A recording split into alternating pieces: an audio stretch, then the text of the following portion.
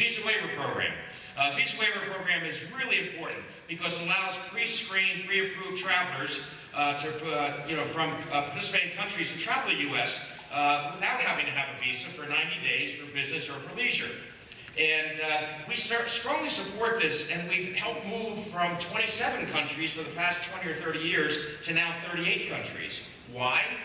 One, the visa waiver program strengthens security.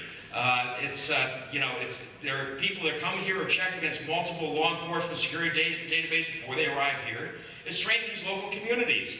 60% of all overseas travelers come from the visa waiver countries. That's 20.3 million who spend $4,300 each, and it adds $190 billion and a million jobs to the U.S. economy every year. It's also increased visitation to America. Friend, we're pushing very much to get countries such as Brazil, Poland, Israel, Croatia, and several others in the visa waiver program.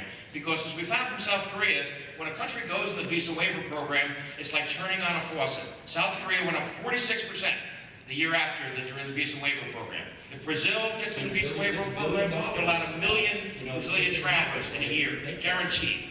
And so it's so important to our economy. And when you look at 1 million visitors, what that means, that's $10 million, 61,000 good American jobs. There's something going through the Congress called the JOLT Act.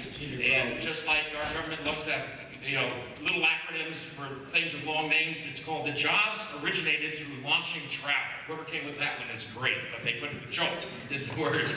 And it passed through the Senate, but unfortunately the clock ran out in the legislative calendar, so we've got a new version of the JOLT Act, which was just introduced with 50 co-sponsors already in building in the Congress to move this forward. And what it does several things.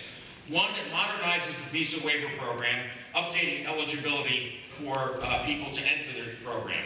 One of the things right now, if you have more than 3% rejection of people who are interviewed, then you can't get in the program.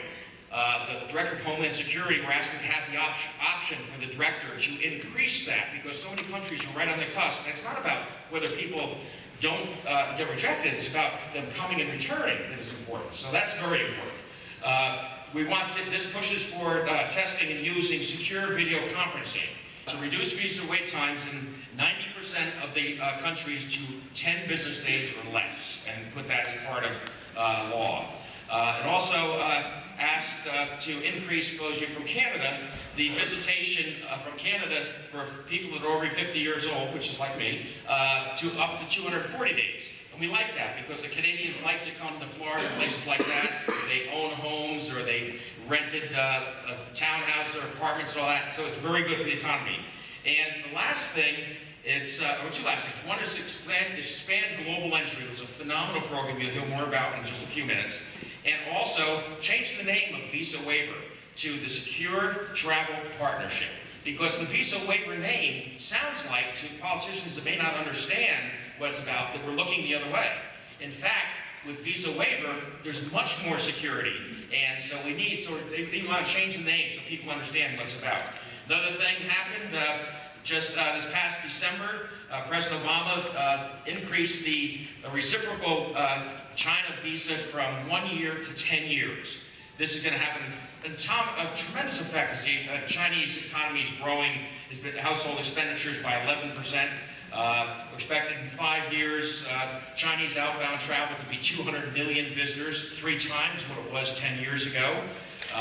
U.S. is a huge aspirational destination for the Chinese. And just to give you some numbers of China. 2009, 500,000 Chinese visitors came to the U.S. 2014, 2 million Chinese visitors.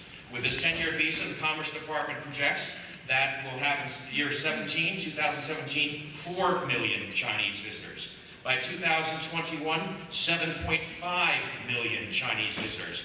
Chinese visitors are the largest spending visitors right now coming to the U.S. are spending $7,200 per person. So this increase will be $85 billion new to the U.S. economy, which is very important.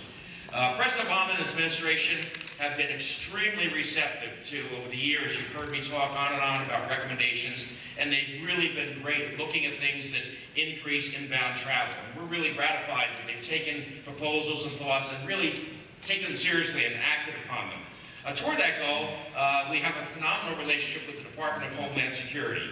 I think that was evidenced very well when the Ebola scare happened.